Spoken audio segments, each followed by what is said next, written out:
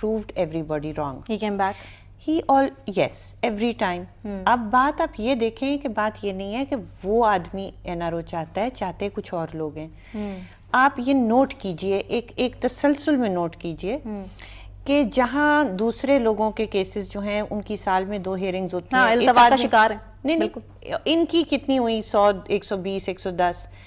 اچھا, یہ اہلیہ کو دیکھنے جانا چاہتے تھے, ان کو ٹارچر کیا گیا کہ نہیں تم نے تو روز یہاں پیشی کرنی ہے.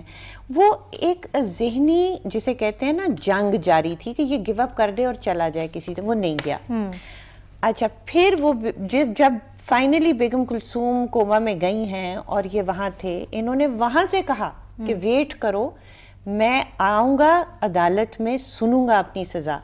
یہاں جلدی سے سزا دے دی گئی. اس کا کیا تاثر آتا ہے؟ اس کا تاثر یہ آتا ہے کہ ڈرے ہوئے تھے, جلدی سے سزا دے دو تاکہ یہ نہ آئے ورنہ فیس کرے گا جیل. وہ پھر آ گیا.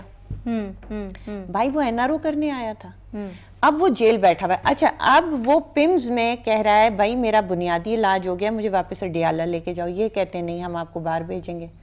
دیکھیں یہ NRO, جو بھی اگر کوئی NRO کرنا چاہ رہا ہے, وہ نواز شریف نہیں کرنا چاہ رہا. وہ ڈٹا ہوا ہے, وہ کہہ رہا ہے مجھے واپس جیل بھیجو. اس کو جانے نہیں دے رہے جیل. جیل جانے کا مطلب یہ ہے کہ جو اس کے کیسز لگے ہوئے ہیں, اپیل لگی ہوئی ہے, اس میں وہ پھر اپیئر ہوگا. اس آدمی کی شکل نہیں ہے باہر دکھانا چاہتے, اس کو پمس کے اندر بٹھا دیا.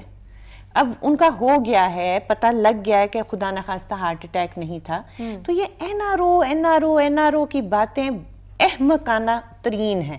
ٹھیک ہے, آپ کے پاس 1 سال کا پورا پیٹرن موجود ہے. یہ کہتے تھے چلا گیا, وہ دھڑام سے واپس آتے ساتھ ہی نواز شریف نے ہر دفعہ. اور جو وہ لوگ سن لیں جو ایک اور چیز آپ ایک اور چیز نوٹ کریں سنا, ایک اور چیز نوٹ کریں کہ انہوں نے پھر جب جیل کی سزا کر دی اور اس نے پھر بھی کہا کہ میں آ رہا ہوں, تو کہتے ہیں ہم ECL پہ ڈال دیں گے تاکہ اتنی علیل اہلیہ کے پاس واپس کبھی شاید نہ جا سکیں آپ. وہ پھر بھی آ گیا.